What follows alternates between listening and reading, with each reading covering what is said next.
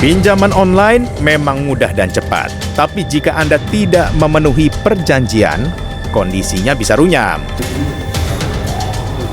Seorang guru di Malang, Jawa Timur harus kehilangan pekerjaan dan dikejar-kejar penagih utang. Bayangkan, utang 2,5 juta rupiah yang ia gunakan untuk membayar kuliah, kini menjadi 40 juta rupiah. Hidupnya kini penuh ancaman. Inilah sebagian tangkapan layar ancaman yang dikirim debt collector pinjaman online. Ancaman tersebut berisi kata-kata kasar hingga ancaman menyebarkan data pribadinya jika tak mampu membayar. Menyeramkan bukan? Sebut saja namanya Melati. Ibu dua anak ini harus merelakan karirnya yang dibangun belasan tahun sebagai guru TK. 6 bulan lalu, ia dipecat dari pekerjaannya lantaran dianggap mempermalukan tempatnya bekerja. Melati nekat berhutang untuk membayar kuliah karena diminta pihak sekolah. Ia diminta untuk meneruskan pendidikannya ke jenjang strata 1 agar bisa menjadi guru kelas. Akhir tahun 2020 lalu, Melati berhutang ke 5 aplikasi pinjaman online hingga terkumpul 2,5 juta rupiah.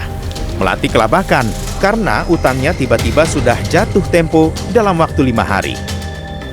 Karena panik, ia pun menambal utangnya dengan meminjam lagi ke aplikasi pinjaman online lain hingga total 24 aplikasi. Utangnya melesat, beranak pinak hingga mencapai 40 juta rupiah. Tengah langsung dipinjol itu, akhirnya saya pinjam 3-5 aplikasi untuk pas 2,5 juta. Sudah dapat pembayaran semester 2,5 juta. Kini Melati dibantu oleh beberapa sahabat dan kuasa hukum yang merupakan wali murid dari siswa TK-nya. Banyaknya kasus pinjaman online membuat Anda harus mengetahui hal-hal yang penting sebelum meminjam uang secara online. Yang pertama, Otoritas Jasa Keuangan mengimbau masyarakat untuk tidak memanfaatkan jasa pinjaman online yang tidak terdaftar di OJK. Jadi sebelum meminjam, Anda harus memeriksa daftar perusahaan pinjaman online tersebut. Ada loh pasal pidana yang bisa menjerat jika perusahaan pinjaman online mengancam menyebarkan data pribadi. Pembeberan data pribadi dapat dikenakan pasal 32 Junto pasal 48 Undang-Undang Nomor 11 Tahun 2008, Junto Undang-Undang Nomor 19 Tahun 2016 tentang informasi dan transaksi elektronik.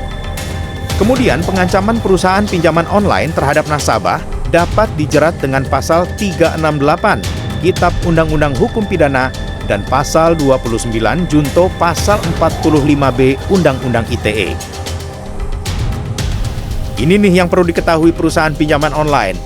OJK memberikan larangan untuk mengakses daftar kontak, berkas gambar, dan informasi pribadi dari ponsel nasabah yang tidak berhubungan langsung dengan nasabah.